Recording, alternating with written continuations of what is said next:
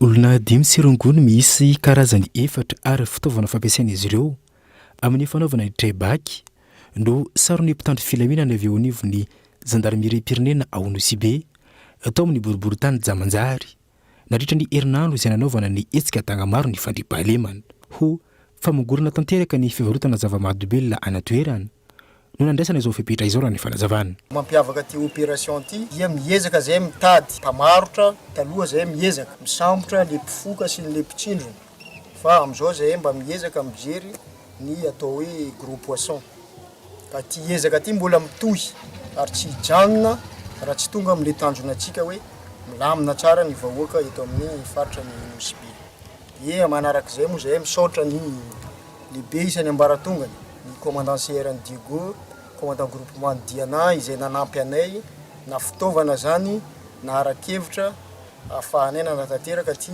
opération ty.